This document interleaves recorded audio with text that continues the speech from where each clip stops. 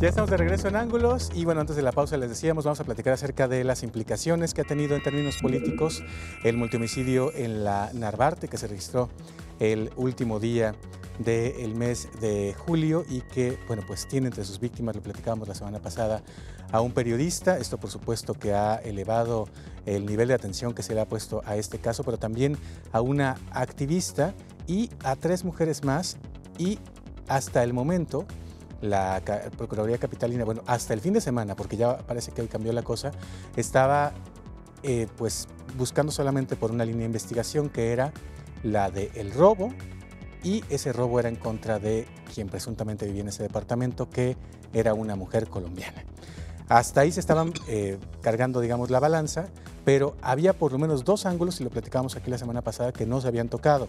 Uno, por supuesto, lo que tiene que ver con la actividad del activismo de una de las víctimas, y por supuesto lo que tiene que ver con la amenaza por la que otra de las víctimas deja el estado de Veracruz. Por cierto, los 2 habían dejado por sentirse vulnerables el estado. Hoy las cosas, les decía, cambiaron, y de eso platicamos en un momento con Jorge Rocha. Bienvenido, Jorge. Hola, ¿cómo están? Muy buenas noches. Y con Rodrigo Cornejo. Hola, ¿qué tal? Buenas noches. Bueno, decíamos, hasta ayer no había siquiera como el antecedente de que hubiera estado Rubén amenazado en Veracruz y que por eso hubiera dejado el estado y por eso hubiera ido a la Ciudad de México. Al menos así estaba en el expediente, parecía que no existía ese antecedente. Sin embargo, cambió en el fin de semana y da Miguel Ángel Mancera, el jefe de gobierno del DF, la orden de que sí le tomen declaración a el gobernador de Veracruz, Javier Duarte. ¿Cómo tomar esto? Primero, de que sea prácticamente semana y media después del asesinato, y 2, el hecho de que finalmente suceda. Mira, yo creo que, obviamente este caso, bueno, que sea un multihomicidio ya de por sí es un asunto de preocuparse, porque yo no recuerdo en la Ciudad de México que haya habido este tipo de eventos hace mucho tiempo. Por supuesto que hay, digamos, los homicidios que se cometen, digamos, en la normalidad, y lo digo muy entre comillas, pero un multihomicidio por supuesto que te va a llamar la atención, ¿no? Además, cuando la Ciudad de México había estado presumiendo de que todos los índices de seguridad, o de inseguridad más bien dicho, habían bajado, ¿no? Entonces, en ese sentido, llama la atención. Ahora, por supuesto que hubo muchos señalamientos en redes sociales y de organismos no gubernamentales y de organismos defensores de periodistas de que el caso tenía una vinculación política o podría tener una vinculación política, que es con el gobernador Duarte, que además no es el primer caso, por supuesto, de un periodista que ha sufrido, bueno, en este caso un asesinato, pero de periodistas agredidos o asesinados en el estado de Veracruz, ¿no? Entonces el tema ya se volvió obviamente un asunto de corte político, ya no es un tema, digamos, estrictamente judicial ni de homicidios, y por supuesto que bien, yo creo que también esto está encaminado, digamos, si hacemos ya las lecturas políticas adecuadas. Recordemos que Miguel Ángel Mancera hace unos meses dijo que quería ser candidato a presidente de la República por parte de los partidos de izquierda, incluso se postulaba como candidato ciudadano, porque él no está formalmente inscrito en el Partido de la Revolución Democrática. Entonces igual son de este tipo de cosas, ante una presión social y mediática tan importante de esta posible vinculación de Duarte con el evento y con las pretensiones políticas de Mancera, que, digamos, dijo, bueno, pues puede ser un buen momento para empezar a mostrar que soy o puedo ser un candidato confiable, sobre todo en este tipo de temas. Ahora, por otro lado, creo que la crisis política de Veracruz pues va increciendo, ¿no? Ya había habido, vuelvo a repetir, señalamientos importantes sobre este gobernador de la falta de libertad de expresión que ha habido en este estado. También recordemos que Veracruz es de los estados que quedan en México que no han tenido alternancia, ¿sí? Eso hay que señalarlo claramente, y que obviamente pues el engrudo se le está revolviendo cada vez más al gobernador Duarte, ¿no? Y claro que ya está en una crisis política, señalado por todas partes, y además ahora posiblemente tendrá que hacer una declaración, que seguramente no va a ir al DF, ¿no? Va a ir una comitiva a hacerle las preguntas, ¿no? Sí, sí, sí. De hecho es lo que dijo Mancera hoy, que justamente respetando su indumentaria de gobernador y que pues tiene fuero, le van más bien a mandar a una comisión por parte de la Procuraduría Capitalina. Ahora, lo que dices de la alternancia es importante, Jorge, porque hay que recordar que en los estados donde hemos vivido la alternancia, e incluso a nivel nacional, cuando se abre el panorama de la libertad de expresión es justamente por la alternancia. A ver, parece una cosa que uno no podría estar diciendo, pero tenemos que agradecérselo al PAN, ¿no? Tanto en estados como Jalisco, como en otros estados, como a nivel nacional, cuando llega el PAN es cuando se relaja todo este asunto y la libertad de expresión se permite, a veces hasta con ciertos excesos. Sí, no, sin duda. Yo creo que la libertad de expresión y las alternancias políticas son procesos que van más o menos de la mano, ¿no? Uno alimenta al otro. Entonces, en los estados en México donde no hemos visto todavía estos procesos, es donde luego también tenemos como este tipo de gobiernos que han generado muchos problemas. Digo, el otro caso al norte del país es Coahuila, por ejemplo, ¿no? Un estado donde tenemos un problema fuerte de desaparecidos, un problema de deuda pública enorme y tremendo, y también es un estado donde tampoco ha habido alternancia política, ¿no? Y por cierto, en ambos con una característica extra, impunidad para exgobernadores que han sido acusados incluso penalmente por cuestiones bastante delicadas. Sí, y en el caso de Coahuila, además con acusaciones en los Estados Unidos, ¿no? Exactamente. Bueno, Rodrigo, justamente tú decías la semana pasada, a ver, esto se tiene que investigar como feminicidio y como un crimen en contra de la libertad de expresión por el caso de Rubén. Vira un poco ahora la Procuraduría y parece como que empiezan a escuchar estas voces. Sí, tal vez lo preocupante de este viraje no sea que exista. Se están respetando ciertos protocolos de feminicidio en tanto que no se han revelado los nombres de las víctimas mujeres, y esto no tiene nada que ver con ninguna otra cosa que no sea respetar el protocolo de un feminicidio, es decir, proteger la identidad de las víctimas. Y esto es encomiable, esto es digno de decir que así debería de ser. Sin embargo, la raíz de este viraje es la presión de la opinión pública, es decir, de nuevo se comprueba que la manera más efectiva de incidir en un proceso de procuración de justicia no es exigiendo justicia por la vía institucional, es decir, si uno va, mete una denuncia e incluso apela a las instancias correspondientes, pues no va a conseguir nada, ¿no? Lo cual es una lección que ya hemos aprendido. Hay que disputarle la palabra y el discurso predominante al gobierno y a los medios de comunicación. El Grupo Reforma saca un titular terrible, ¿no? En donde en veladas referencias hacen entender como que si hubiese habido una fiesta ahí, pues se lo hubieran buscado a estos jóvenes, ¿no? Fiesta acaba en balacera, ya lo decía Rubén Martín en el programa anterior. Entonces el panorama mediático y el de la Procuración de Justicia tratan de diluir la responsabilidad política, tratando de hacer ver este crimen como una excepción a la regla, como una especie de rotura en el oasis de libertad de expresión que hay en el Distrito Federal, cuando en realidad no es así. Si bien es cierto que en la Ciudad de México, de las pocas cosas que más o menos funcionan del mecanismo de protección a periodistas están confinadas a ese espacio, ni siquiera en la Ciudad de México hay una coordinación eficiente, ¿no?, entre la Secretaría de Gobernación y el Distrito Federal y los estados para el mecanismo de protección a periodistas. Sí hay también una reacción política muy, muy clara al promulgarse el día de hoy la ley de protección a periodistas y a la libertad de expresión en el Distrito Federal. Se hace un anuncio, Miguel Ángel Marcena junto con, si no me equivoco, el titular de artículo 19, no con el entendido de que se deben de proteger a los periodistas en la Ciudad de México, sino con el entendido, a mi parecer, de que hay que defender la imagen de la Ciudad de México como un lugar de relativa libertad respecto al resto de México. Entonces, esto no es tanto un esfuerzo de relaciones públicas como lo es de procuración de justicia. Y de nuevo se comprueba, ¿no?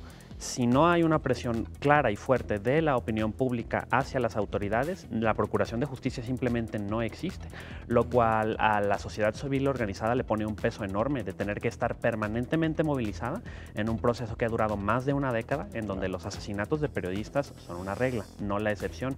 Entonces tiene que haber una defensa incansable y una denuncia de la impunidad, lo cual puede ser un gasto de energías tremendo, pero es la única opción que tenemos si vamos a defender, y como incluso el pronunciamiento de Yo Soy 132 hace condenando a estos asesinatos, si vamos a defender los esfuerzos colectivos. Estas dos personas, todas estas personas que fueron privadas de la vida, no llevaban caminos individuales, es decir, no se cegaron existencias individuales, se cegó un esfuerzo concertado que hay desde la disidencia y desde la oposición estudiantil y del periodismo independiente de denunciar los abusos del poder. Y los hace precisamente esto víctimas de esos abusos del poder en un crimen que tiene un carácter político, ¿no? Entonces hay que defender el andar y el caminar contra la impunidad, luchando incluso contra la impunidad cuando quienes la denuncian más fuertemente generalmente son víctimas de ella. Y a ver, ahí déjame nada más preguntarte para irnos a la pausa. ¿Es real o es una simulación por parte de Mancera?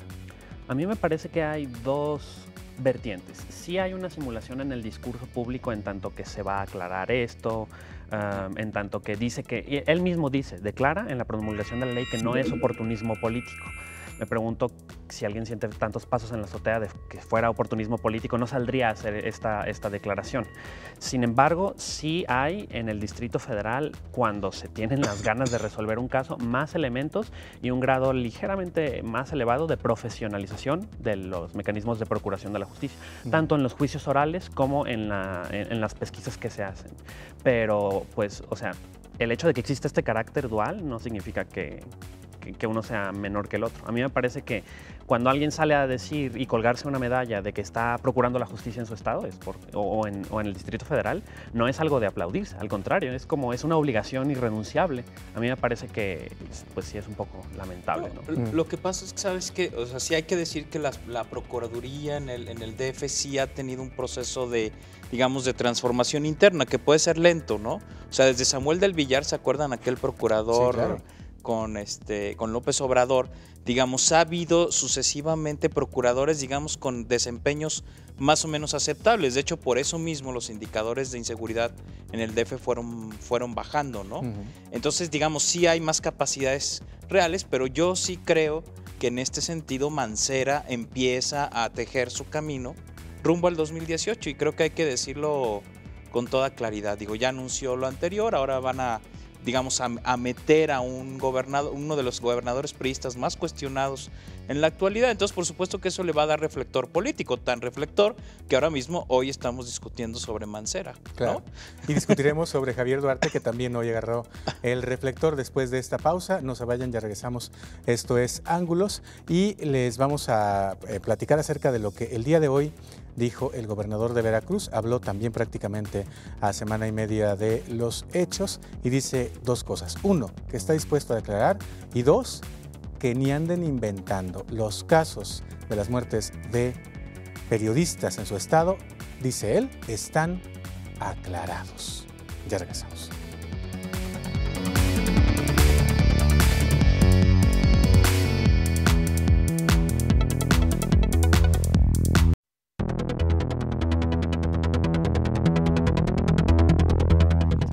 Ya estamos de regreso en Ángulos y decíamos antes de la pausa, finalmente rompió el silencio también un poco ante tanta presión el gobernador de Veracruz. El discípulo de Fidel Herrera dijo que desde que él llegó ha habido 15 asesinatos de periodistas, de los cuales 11 han sido aclarados por la Procuraduría local a petición suya y 3 más han sido atraídos por la Procuraduría General de la República, es decir, que no es su responsabilidad, sino responsabilidad de la Federación.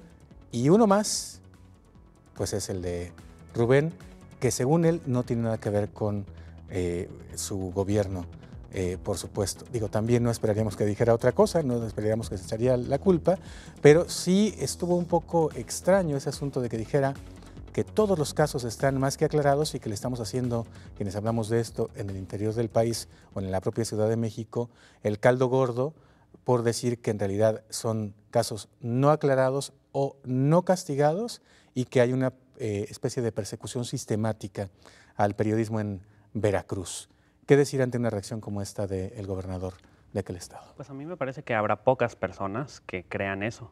Y más bien lo que no está aclarado, junto con todos estos asesinatos de periodistas y la violencia sistémica que hay contra la libertad de expresión en Veracruz, son las declaraciones del gobernador en donde dice que van a sacudir el árbol y las manzanas podridas del periodismo en Veracruz se van a caer y donde hay que portarse bien, y acusa directamente al gremio en general. Ya después en ese mismo video que está disponible en YouTube, los invito a que lo busquen, él mismo dice que no está acusando a nadie en particular, pero que él sabe de vínculos con el crimen organizado de periodistas en Veracruz.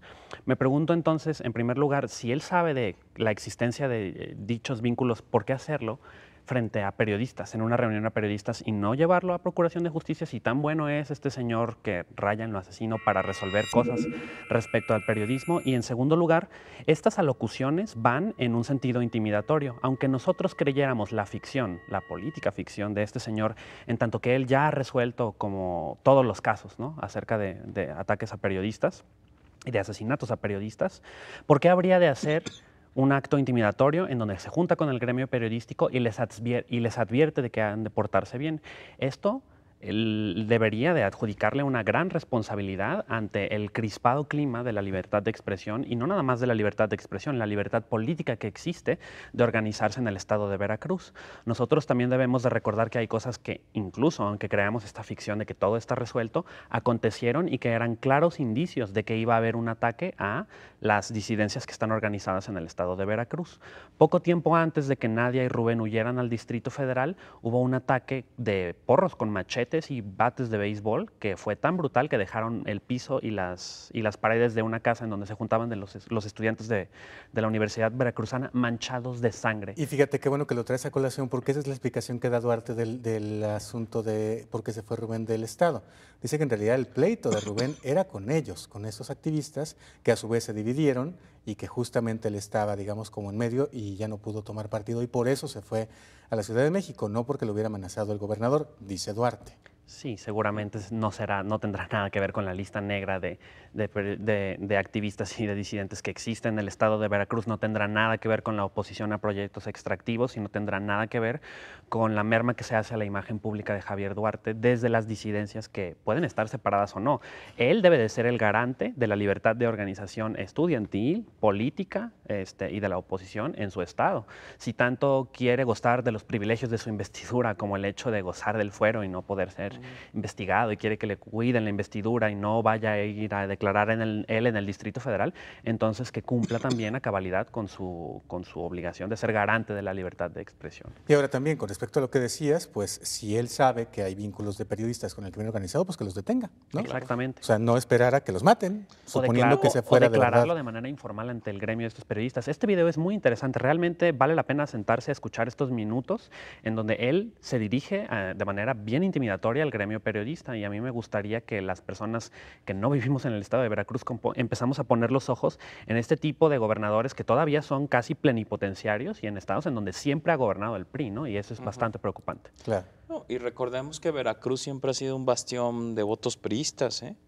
O sea, de los estados que más votos le ha aportado al PRI desde hace muchos años es precisamente Veracruz, salvo la elección de 2012, donde sí hubo mucha gente que votó por el PAN, pero que no les ajustó aún así para, digamos, bueno, en ese momento para hacer cambios, ¿no? Pero, digo, obviamente las declaraciones de Duarte son completamente desafortunadas, ¿no?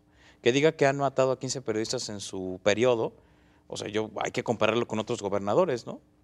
Y en otros podrá haber agresiones o demás, pero no tantos, no muertos y no tantos muertos.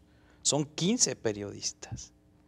Digo que el número en sí mismo es bastante. La mayoría de los asesinatos contra periodistas en el país, ahí están, en Veracruz. Y luego el segundo asunto es que por supuesto que los casos, aunque hayan estado resueltos jurídicamente, no han sido resueltos, digamos, de una forma satisfactoria. Por eso también hay un gran reclamo social, porque por supuesto que en México sabemos que hay una infinidad de casos donde se ha resuelto jurídicamente el asunto, pero que por supuesto la gente sabe y cree que eso no es así, ¿no? Entonces también la verdad histórica de Ayotzinapa et al. Ahí hay otro tema importante con Duarte. Y la otra es que yo creo que tampoco ha dado señales reales de querer cambiar la actitud. Por ejemplo, una de ellas sería, imagínense ustedes al gobernador diciendo, bueno, y hago una invitación al Alto Comisionado de Derechos Humanos de la ONU, junto con organizaciones civiles, a que hagan una investigación alterna por estos casos de periodistas, ¿no? Por ejemplo, en el caso de Ayotzinapa sí se hizo, ¿eh? O sea, esta llegada, ¿se acuerdan de los forenses argentinos? Era de alguna manera, bueno, y de la Comisión Interamericana, era de alguna manera instancias que desde fuera también iban aportando datos a lo que sucedió en este caso. En Veracruz Duarte no ha abierto esa puerta, ¿no? Y yo creo que eso sería efectivamente una real actitud de apertura, de decir, bueno, pues vengan a esculcar para que vean que efectivamente, según su versión, no está pasando nada en Veracruz. Mientras eso no suceda, por supuesto que todo lo que diga Duarte para mí está en entredicho. Y ahora, bueno, estamos en una federación, por supuesto que cada estado tiene su autonomía y sus propios poderes, y que es un asunto, formalmente. Sí, por eso lo digo, porque, a ver, quien sí ha movido, sí han virado por lo menos esos dos estados, el estado que ya es estado, nada más hace falta que entre en vigor la reforma, el Distrito Federal y el estado de Veracruz. Viraron, ¿no? Es notable lo que pasó en uno y en el otro de una semana para acá. Pero por eso digo que estamos en una federación. Hay ciertas cosas que también tocan a la federación. Y la federación es la que no ha virado nada en torno a este caso, no ha dicho absolutamente nada, excepto la única declaración del fiscal por los delitos de libertad de expresión, que desde el principio dijo, no hay ningún indicio de que eso tenga que ver con la profesión de Rubén, por lo tanto, ni siquiera vamos a abrir una investigación. Ahí no ha habido ningún viraje. Y a mí me parecería muy importante preguntarse qué está sucediendo con el mecanismo de protección a periodistas. Si nosotros nos ponemos a investigar incluso de dónde proviene la asistencia financiera y técnica para el mecanismo de protección a periodistas, que es inoperante actualmente, ese mecanismo es parte del dinero que recibe México de la Iniciativa Mérida. Y también hay asistencia técnica de Freedom House y una asistencia muy activa del gobierno de Estados Unidos. La Segov tendría que rendir cuentas y hacer al menos un esclarecimiento de qué rayos están haciendo con este mecanismo inoperante que si nos ponemos a leer un informe que salió en enero de este año, en 2015, que trataba de esclarecer por qué no operaba este mecanismo, nos encontramos con cosas tan preocupantes como de que ya había habido experimentos de instalar cámaras y alarmas en personas que habían sido protegidas, mal protegidas por este mecanismo de protección a los periodistas, que las alarmas no habían sonado, y cosas tan preocupantes como de que el feed de las cámaras que estaba instalado en las casas de los periodistas iba directamente a una empresa privada. Imagínate lo fácil que sería acceder a esos datos comprando o corrompiendo a una empresa privada que tiene de repente acceso en vivo a la vida y a la intimidad de los periodistas. Entonces, ni siquiera es, como ya habíamos dicho en el programa anterior, una situación de que el mecanismo funciona o no funciona. No va a funcionar. Es más bien pedir cuentas de qué están haciendo con ese raudal de dinero y asistencia técnica extranjera, y que Segov y la colaboración entre la Secretaría de Gobernación y los estados tendrían que estar aclarando qué han hecho con este mecanismo inoperante. Y eso me lleva al último filón del tema, reserva que ustedes quieran comentar algo más, que es el diplomático. Una súper tibia petición de Colombia de que se investigue y se ponga celeridad a este caso, porque hay una ciudadana de su país que fue asesinada, y lo que dice Rodrigo, Estados Unidos también calladito, extrañamente. No, sí, no han dicho nada, yo creo que no van a decir nada después del caso que ha pasado. Pero fíjate, yo quisiera retomar algo de la relación de la federación con los estados. O sea, tú ves en el caso de Michoacán a la federación tomando de facto el poder del estado, ¿no? Tienes el caso de Jalisco, donde ha habido un serio encontronazo y críticas al gobierno de Aristóteles Sandoval, ¿no? Y en el caso de Veracruz no pasa nada, no hacen nada, ¿no? O sea, tú tienes ahí las tres, digamos, formas de dividirse, ¿no? Una donde intervienes de todo, otra donde hay críticas, confrontación, donde sí te metes pero no te metes, y otro donde no hay ningún tipo de respuesta. ¿A qué, digamos, cuáles serían para mí las diferencias o no en este trato? Tiene que ver con las relaciones que entablan los gobernadores con la federación, ¿no? Y me parece que la relación, por supuesto, que Duarte posiblemente tenga con el gobierno federal es mucho más positiva que, por ejemplo, la que tiene Aristóteles Sandoval con el gobierno de Peña Nieto, ¿no? Y entonces este gobierno, el problema del gobierno federal es que no guía su actuación en términos de lo que le toca, sino en términos de lo que le conviene de acuerdo a sus relaciones políticas, cosa que, por supuesto, es muy preocupante. O sea, que mide con distintas varas según convenga. Así es. Bueno, vamos a la pausa. Después de la pausa platicamos también acerca de otro asunto que ha llamado mucho la atención en las últimas horas, que es que hay una empresa privada a la que se le permite operar un servicio público, que es el transporte, que está poniendo las condiciones y las fechas para algo que debería estar marcando la pauta el gobierno, el sistema de prepago. Ya platicamos, ya regresamos.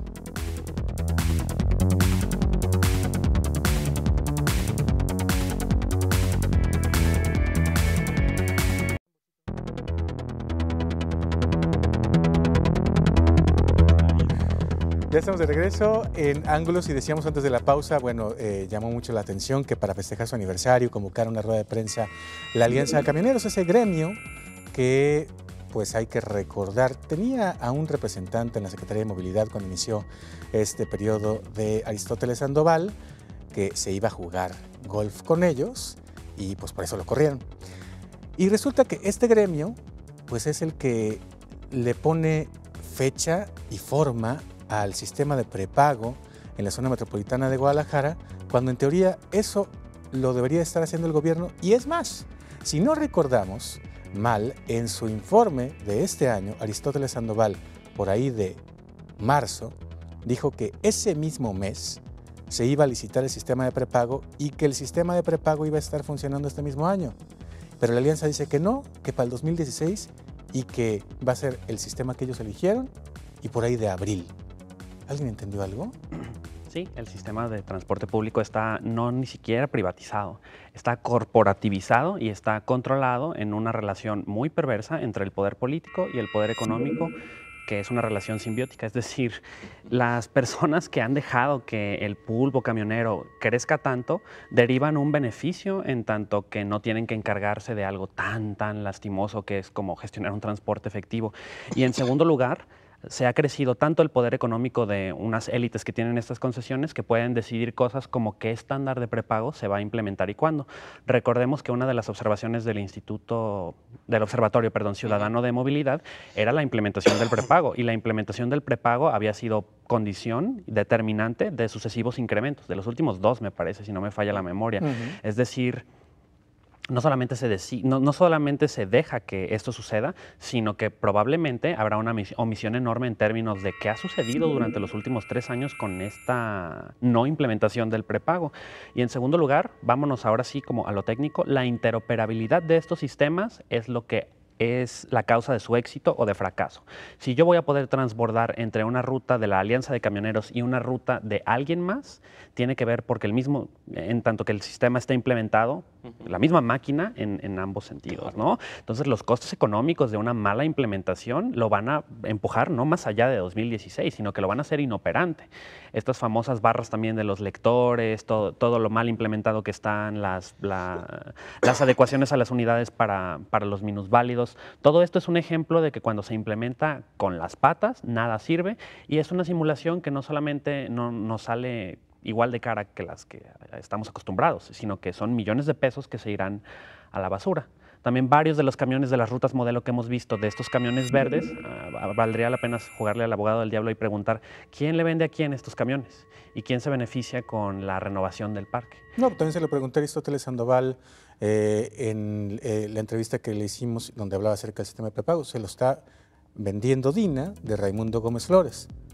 Ajá, que también casualmente es priista. PRI le vende a PRI, ¿no? Entonces, ahí me refiero con esta relación perversa, simbiótica entre grupos muy específicos. Ahí está, mira, la marca Dina, que es de Raimundo Gómez Flores, ¿no? Entonces, pues, si nos vamos a poner a hacer negocios entre amigos, pues mejor avísenos para, pues, mejor darnos cuenta que estamos jugando, ¿no? La implementación del prepago no se debe de hacer así, y debe de haber de nuevo un incentivo a que quien más utilice el camión, que está más golpeado en su economía familiar, le sea más barato, y debe de haber transbordo, y esta no es la manera de hacerlo.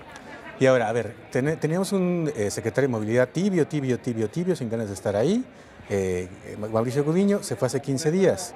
Esto fue el sábado. Del sábado a hoy, el policía duro que pusieron ahí, que ahora sí para meter, pues él los iba a meter a estos en cintura, ¿no? No ha dicho nada, no ha dicho, oigan, espérense, el sistema de prepago es mío. No, todavía no ha dicho nada. Por supuesto que, bueno, quiero reiterar un asunto. El acuerdo que tenían los camioneros con el gobierno del estado para instalar el prepago en Jalisco es del 2002. ¿2000? Dos. Cuando el señor Ramírez Acuña gobernaba el estado. O sea, tenemos 13 años esperando el sistema de prepago 13 años esperándolo. Es decir, bueno, que ahora nos salgan con la gran noticia de que lo van a implementar después de 13 años es para aventarles un pastelazo en la cara, ¿no? Es decir, oye, te tardaste más de una década en hacer válido un acuerdo que tomaste con el gobierno del estado hace 13 años, para empezar, ¿no? En segundo, por supuesto que el prepago tendría que ser un asunto único para cualquier tipo de servicio público. Si no, imagínense ustedes a los que utilizan transporte público teniendo, esta es mi tarjeta para la Alianza, y esta es mi tarjeta para el tren ligero, y esta es mi tarjeta para no sé qué, cosa que obviamente sería totalmente inviable. ¿no? Y suena un tanto absurdo, Jorge, pero hay que recordar, nada más por un poquito de memoria, que en algún momento la tarjeta del tren ligero no funcionaba en el macrobús y la del macrobús no funcionaba en el tren ligero. Algo parecido puede pasar con la Alianza si va por la libre. No, lo que pasa es que podríamos tener... Ahora, fíjate, si tuviéramos un verdadero sistema de transporte privatizado en competitividad, dices, bueno, órale, establece tu sistema, pero va a haber otra empresa que te va a competir, u otras dos. Y entonces sí, que la gente elija en cuál se va a transportar, porque a lo mejor te da mejor servicio, porque te da mejor precio, te da más rapidez, etcétera, ¿no? O las unidades están mejores, pero no.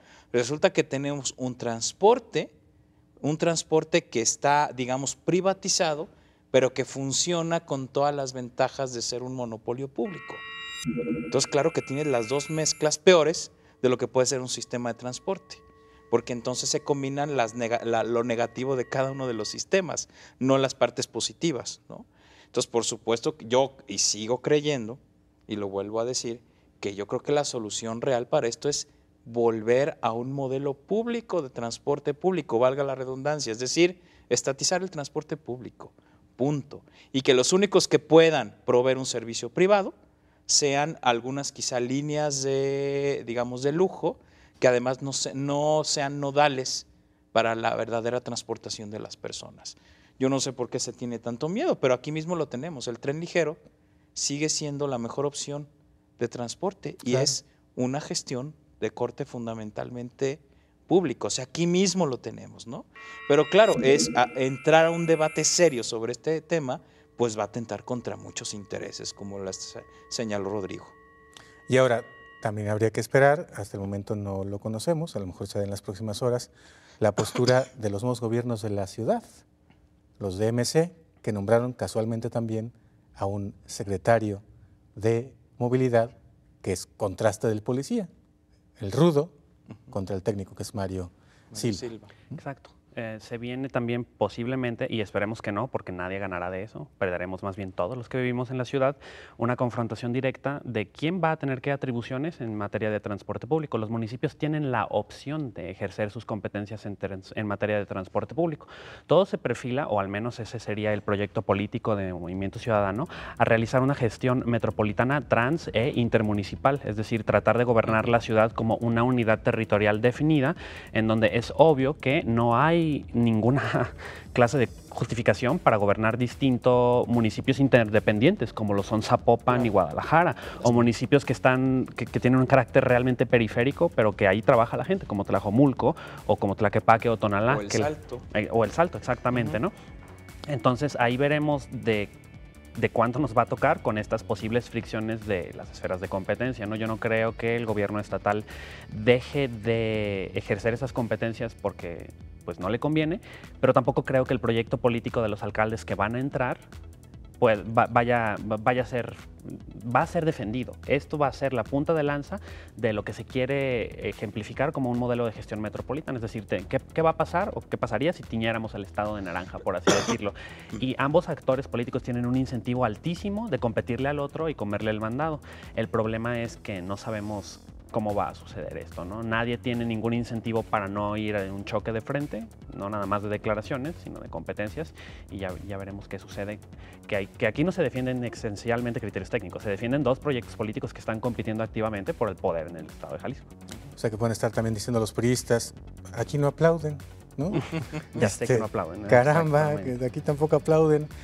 Y también decir, cosa bien curiosa, ahora que mencionaba Rodrigo, Tlajomulco hoy tiene los mejores camiones, el mejor sistema de transporte, uno que se llama River, que es una unidad de lujo del año.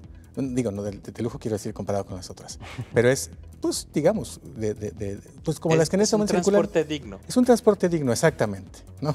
Como las que circulan en Europa, de piso bajo, cómodas, amplias, etcétera, pero es porque la empresa quiso, no porque se las impusiera el gobierno, que eso es justamente lo que está haciendo falta, pues desde que empezaron, ¿verdad? Claro. ¿Ya empezaron a gobernar o van como arrancando? Pues empezaron, pero ya parece que ya se Ya se van, como ¿va? si ya se van. Todavía les queda mucho tiempo, ¿no? Bueno, pues muchas gracias, Jorge. Gracias a ustedes. Muchas gracias, Rodrigo. Gracias. Y muchas gracias a ustedes. Quédense en Canal 44 aquí en Guadalajara y el 31.2 en Los Ángeles. Hasta la próxima. Pásenla muy bien.